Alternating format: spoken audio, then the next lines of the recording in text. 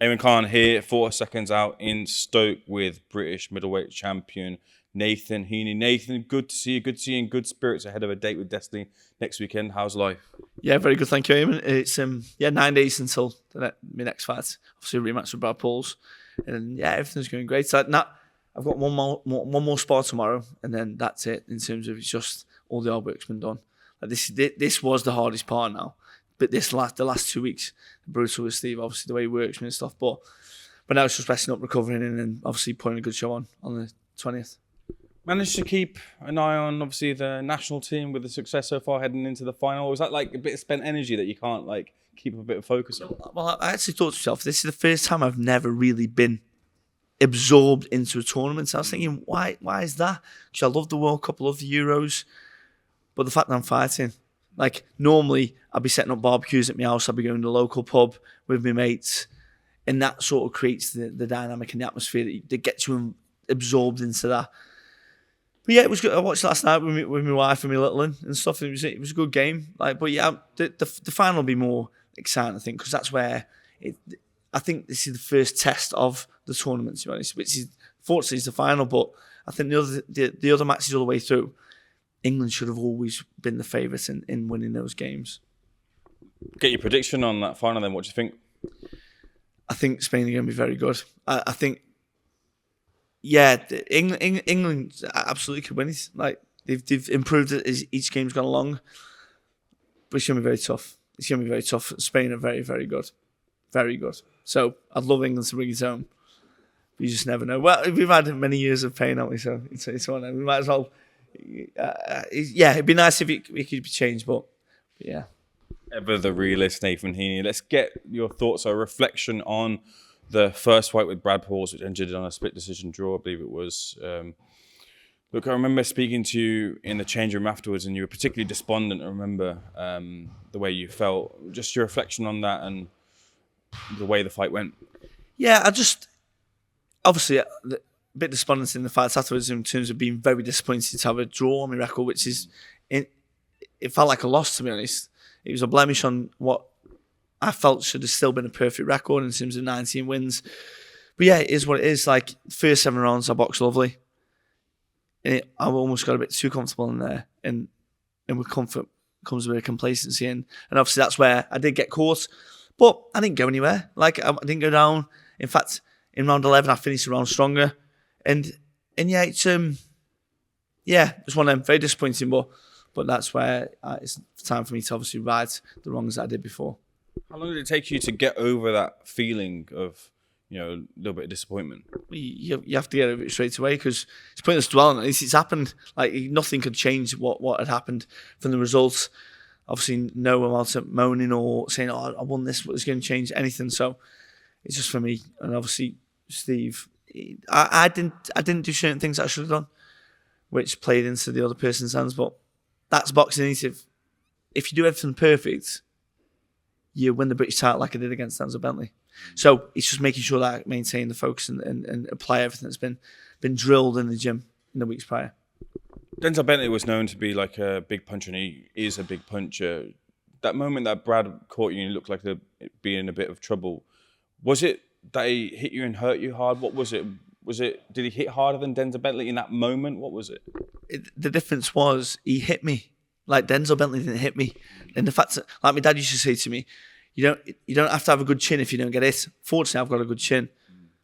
But the fact of the matter is, although Bentley did catch me at times, I'm quite a tough lad, like I showed in the Brad Pauls fight. But Pauls hit me the cleanest he's probably hit any fighter, to be honest. He hit me clean with the right hand. When the gum shield went flying out to come off the ropes, and he caught me again with a peach of a right hook, I think he was. And yeah, it's what it is. But the difference is he caught me full on. So it was a good shot. A couple of good shots. But yeah. I know you can't give too much away and you keep your cards close to your chest, but you and Steve will obviously cooked up a game plan. What can you say is different heading into the Brad Pauls fight? What have you looked at and fine-tuned? Yeah, we know the score. I know what Steve knows what I did wrong, and I know what I did wrong. It's just obviously, so making sure those things that I did wrong aren't done this time. And yeah, but we've applied ourselves the same as every fight.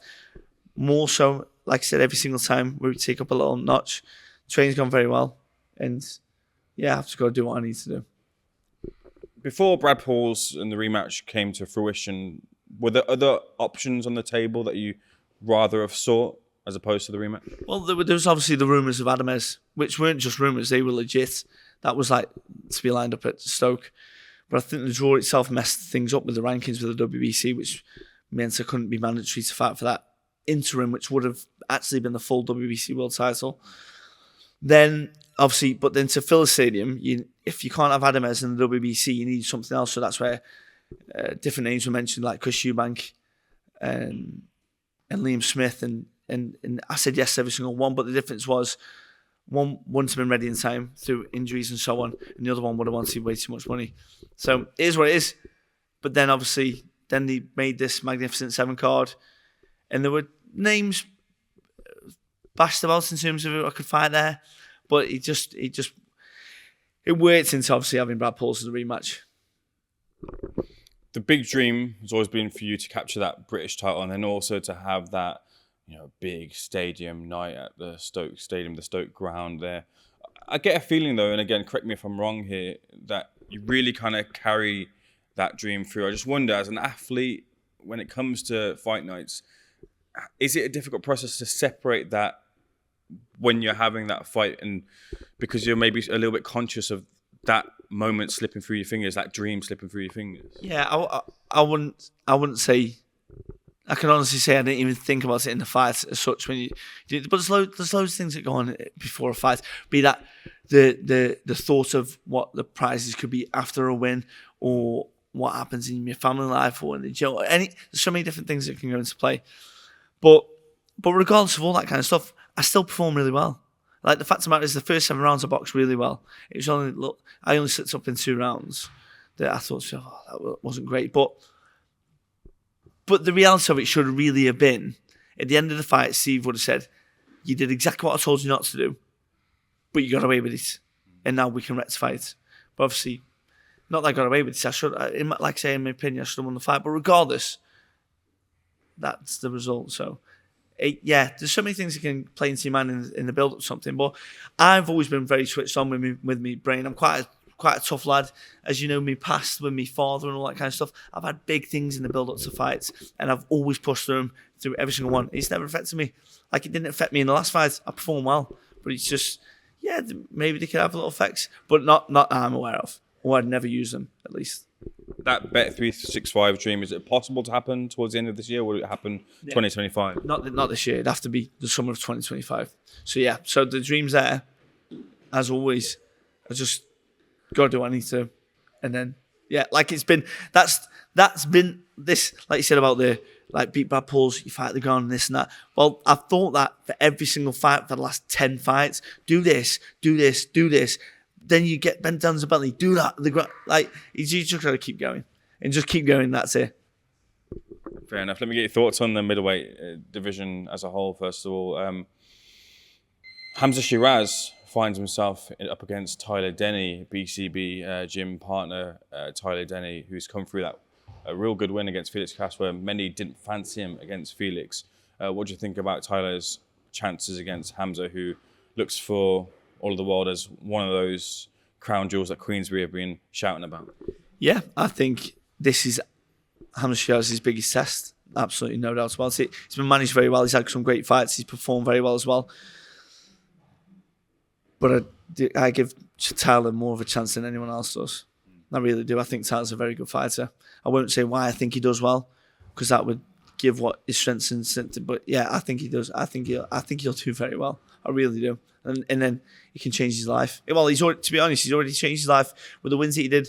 I wish that I put out the tweet I was going to put, because I was going to put, if Felix Cash is anything like his last 2 fights, Tyler Denny's going to absolutely batter him, and he battered him like it was easy for him. And the fact of the matter is, now Tyler's got a chance against someone who no one gives him a chance, but I do.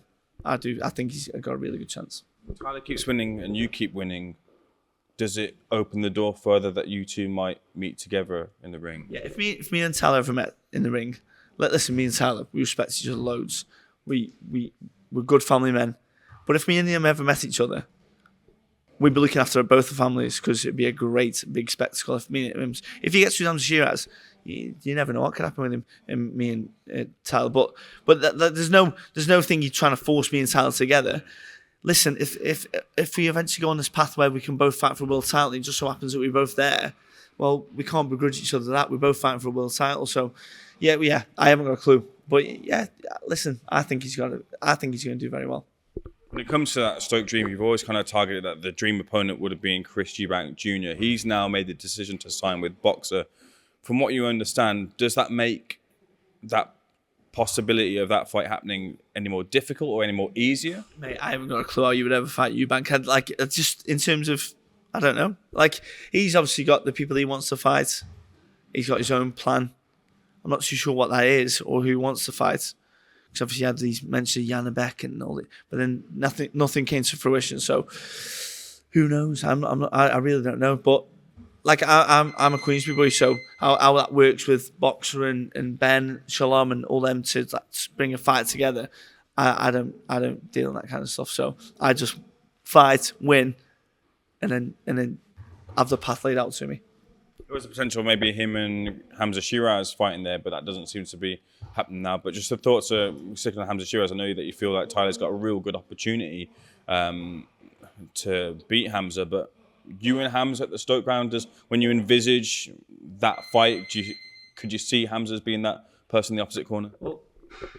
No, because I think he's more Saudi based now. I think he's going to be utilised on the Saudi cards. I think he's got a great relationship with that Turkey, Al Sheikh, and all. So yeah, I think if there was ever me and Hamza Shiraz, it would be over there than in Stoke. At least that's what I'd assume. Have you factored in potentially fighting over in Saudi at all? I'd fight anywhere. But the fact for me, the dream is to fight in Stoke at my football ground. But if the opportunity was, listen, if they offered me a fight there, there'd be 1,000 Stokies that want to go, at least. And although there's no drinking stuff, the atmosphere would change dramatically by having 1,000 Stokies there, because they're amazing, aren't they? But yeah, I'd love that.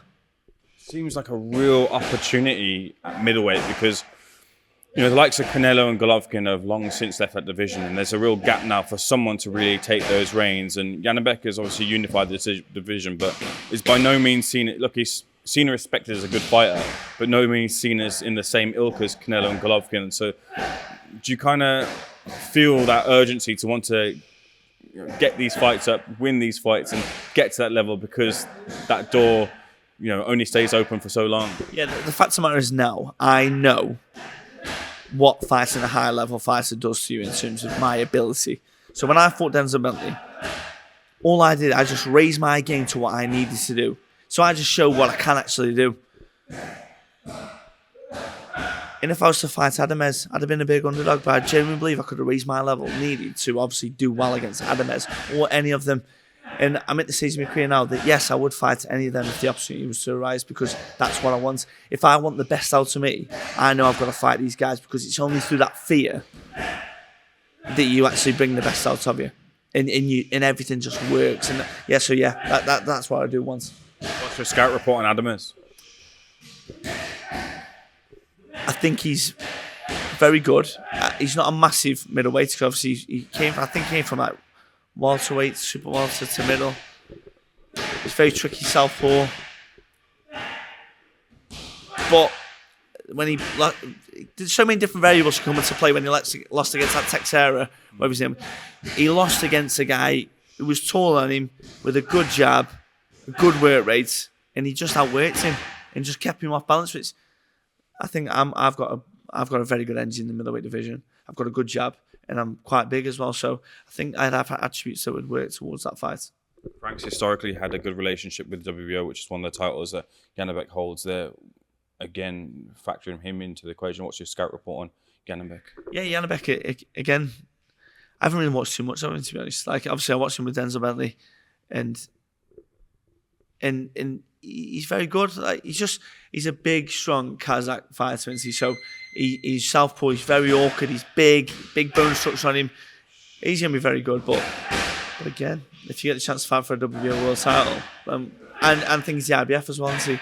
Yeah, so you couldn't turn that down either. But yeah, like, can't really do a scout report too much because I haven't really watched him that much. I've watched Adamez a lot more because obviously it was lined up for me to potentially fight him, but Yannick's never really been there. But listen, if they offered it, Steve would do a full scouting report. Nathan, whilst you're here, let me get your thoughts on a couple of things in the wide division. First of all, at the top of the Queensberry tree, you got Daniel Dubois, who is the champion now, taking on somewhat of the challenger and the veteran in the form of Anthony Joshua. I wonder what you think of the fight, especially in light of that recent interaction in that face-off where Dubois seemed to challenge Joshua to go then and there, a little bit off the cuff, but AJ took that as a bit of disrespect. Is that what you want to see from AJ, who's the challenger this time around? What do you make of that whole interaction in the fight? Yeah, it's a weird one. Like, but what's good with Dubois is, what's strange is when you look at Dubois. Let's say, for example, when I was on a Telford show that he boxed on with me 4-5 years ago, whatever it was, he's a behemoth of a man, but he was actually a baby. I think he's like 20 years old, or 21. This is a baby. And you forget this behemoth of a man is actually a baby. But then fast forward 5 years, he's now 20. Is he 26? 26 years old. Yeah, so he's 26 now. So he's actually becoming more of a man. So that's why he's got a bit of a chip on his shoulder in terms of, like, you can't just, like when you give it to Joshua, he feels like he can do that now because he's not a boy anymore. He's turning into a man. Obviously, Joshua giving the old stuff that he gave. Maybe it's just self-fight as well, who knows? Like, because it certainly does add a bit more spice in the mix.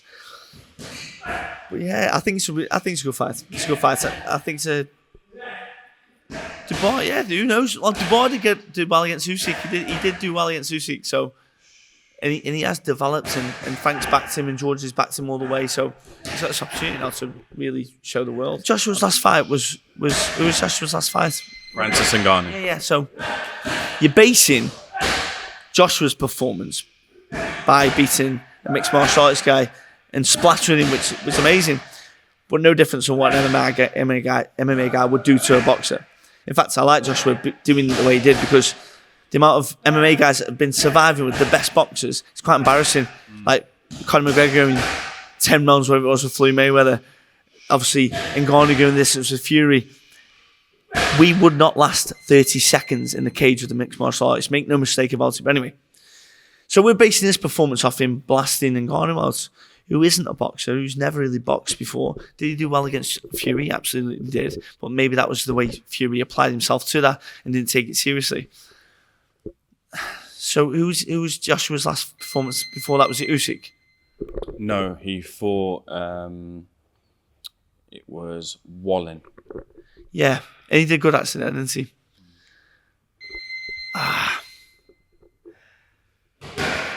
I'll go with Dubois with the upset. I like Joshua. I think he's a great fighter. And he's but let's just go for the young man for the upset. Yeah, I think he can punch. Obviously, Joshua's gonna have a good strategy because he got Ben Davison in the corner and stuff. And he's very it's tough. It's a tough fight. 50-50 pick him. I'm a big fan sitter, I am. But I think I'll edge toward Dubois. How do you feel about the Usyk Fury rematch, which is scheduled for later on this year, especially in the wake of some were concerned about the leaked video of Fury coming out of the pub? He's since said, look, I just had a bit of a blowout, I had a bit of fun, I'm good, I'm training, and I'm ready to take on Oleksandr Usyk. All the stuff that you want to hear, but did seeing those images as a boxer, as a fighter, make you think any differently, or is that not anything to consider heading into that rematch? If I just made £50 million, whatever it is that he's just made, I'd be hammered for about 4 weeks, drinking the best champagne in the world and really, really enjoying myself. So no, am I concerned that he's had a few drinks? Absolutely not. He knows the score. He knows what a tough task it's going to be in the rematch. But yeah, actually, but I've got no concerns with Fury in terms of him having a good time. Like, that's natural. That's what you should do after a fight. Particularly when, like, say, you're a multi-millionaire. You don't even have to fight ever again. His family don't even have to work ever again. Like, his grandkids don't have to work again. Don't mean that kind of wealth. But yeah, it's that don't concern me in the slightest. He knows what he needs to do. But it won't be for undisputed release. No. So that's a shame in that regard. But it was for undisputed in the first place. So you got to give the credit to Usyk. One of the best ever to do it, to be honest. How does the rematch go? But How does the rematch go? you see, it was a weird fight because the first 4 rounds, I think I had it 3-1 to Usyk, but then Fury really brought it. Fury won the next 4 rounds after that. I think I had it 8 rounds apiece. 4 rounds apiece after 8 rounds. But it's where, but Fury had the success where when Usyk sort of held his feet a little bit and he just brought him onto the uppercuts. Maybe just, I don't know, maybe just seemed a bit, maybe that took a lot out of Fury to obviously keep that intensity when Usyk was slowing down a little bit, and so he gassed him a little bit himself. But I don't know if he just brings him onto the shots, but it's very hard. Usyk's always in out, twitching with the hand. Usyk's the undisputed champion of the world, isn't he? So, or was, before they stripped him. So we'd have to be the favourite, but Fury, no doubt, would have the plan to obviously nullify him. Hopefully, because at least he's experienced it this time. You can only surmise and guess what Usyk's like. You can watch all the videos, but until you're in there, you don't know what it's like. So he at least knows what the feeling was against Usyk. Because, let's face it, Joshua was better in the second fight than he was in the first fight with Usyk. So, and if Joshua can make big improvements in the second fight, I think Fury can make even bigger improvements than what Joshua did in the second fight. 2 questions in one here. Was the corner an issue? And relating it to yourself, how do you like your corners specifically? Yeah, it's very important that you have one person. Like, for example, me, you got Steve. We got a great corner. We got Danny Johnson, we got Errol Johnson, and we got Andy, the cut man. And everyone's got great opinions, but they will speak to themselves quietly in between rounds. So if Danny needs to relay some information to Steve will take the information and then relay it on to me. But there's one person speaking. And if anyone was speaking, which we've had it before, I'd be like, nobody be quiet, let me speak to him. But it's very hard because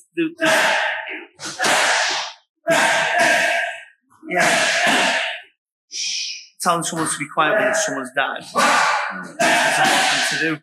Not that you should have told them to be quiet, but if they felt that was confusing for him in the ring, then yeah, maybe you should have stopped him doing it. But that's emotional because of boxing. It's his son in there against one of the best in the world, and so he's going to give it some. And that's for sure. He's the man being paid. He should be saying what he needs to say. No matter what's going on in the background. Just picking that back up there, technical difficulties. So just asking, with the rise of yourself and Steve Woodwine in your corner, has Steve had maybe more fighters come to him looking to work with him a little bit more? It's a bit strange. Well, what's good is over the years, me and Steve have gone everywhere, travelling everywhere, sparring people, and we always go to them. But what's been quite nice, since I won the British title, people want to come to the gym to spar me and come here. And I found it weird at first, but like my mate Luke actually said, they want to spar the British champion. He loved that to do that back in the day. So then, as that happens, more fighters come in the gym, but not enough fighters speak to him, which they should do, because Steve turned me into a very good fighter. Now, am I the most blessed natural boxing ability-wise? Probably not. Who knows? I've got good attributes, but whatever ability I have had, Steve's got it out on me completely to the best of my ability, and he's taken me from like a small hall fighter and who achieved nothing as amateur to the British champion, and now ranked top 5 in the world with the WBO and ranked with the other divisions. So I can only imagine what he could do with someone else that's very talented. But like anything, you'll get a named coach, and they get the pick and choose of whoever they want, essentially, because people gravitate towards them naturally. Fighters, whether they're on the GB squad or they've won the ABAs or whatever, they just gravitate towards you. And Davidsons, your Tibbs, your Sims, your McNallys, because I get why they do that. Because one, they see other fighters in the gym that have probably got connections to a promoter and potential to get on TV slots. But yeah, it's weird. Steve should have more people. Should have more people approaching him, because if they did, he'd turn them into a world champion. If they got the ability, that is. We got a final couple of questions, and it's just one of those things that you said there about, you're working hard and maybe you don't have the most amount of talent, but you outweigh that with how much you put into it. Is there a moment that maybe you'll realise that maybe you undersell yourself a little bit? Because if you keep winning, then the talent is there clearly. And look, maybe you didn't have the most glittering amateur record, but you were always there and thereabouts in the tournaments that you entered. So, are you guilty a little bit of underselling yourself? Yeah, maybe I am. Maybe I am. To be honest, so maybe I should stand up on that hill now and see myself as one of the best, or the best fighter in the middleweight division in Queen's Stable. Now, obviously, granted, you got Hamza, Shiraz and stuff, but at least I'm right there. I should consider myself as one of the best ones. So yeah, maybe I do sell myself a little bit short at times, but maybe that keeps me a bit more sharper in terms of what I need to do, because if you think you're great, then all of a sudden you might not work as hard. So maybe I do that psychologically, so I just keep pushing a little bit more. Because if I'm not the most blessed genetic, like they say, hard work beats talent when talent doesn't work hard. So I just want to make sure the hard work's there, because if I haven't got the talent, well, then it'll work, and if I have got the talent, well, it works even better, if you know what I mean. It's a bit weird, but yeah, maybe I do want to sell myself. Yeah, maybe I do. And I need to start, yeah. I believe I'm good. I do believe I'm good. But maybe I should let other people think I'm good as well. Do you see some of the hallmarks of your story in Brad Paul's? Not at all. In what way? Just in the way of one of those who's not fancied like yourself, not really had that big promotional push, which you had to earn. You had to earn the position, that sort of thing, and then getting towards that British title. And if he gets that moment, then he gets that moment. If he doesn't, he doesn't. But just in that sort of sense, did you ever make those comparisons? No, there's no comparison between us. In terms of, yeah, has he been on a small scene? He has, yeah. But there's no comparison. Like, if he hasn't brought 500 people up with him from Cornwall, then it's a real shame, because the amount of people that have been messaging me and leaving comments on his posts and stuff, if he really is going to have that moment like I had, they're going to witness history. So they should be up here. But if he's any less than 500 tickets, then it's a bit like, like in terms of, I get a British title shot, and you got over 2,000 Stokies coming. So I don't think it's comparable at all. Other than we've both been on a small scene and we've both fought for a British title. That's the only comparison. Fair enough. I'll leave the final word with you, Nathan. Next weekend, what happens in your rematch with Brad Pauls? I do what I need to do. Do a good job, and then move on. And that's it. Nathan, pleasure speaking to you. Thanks for speaking to Seconds Out. Looking forward to next weekend. Magnificent 7, you defending your British title against Brad Pauls. Thank you very much.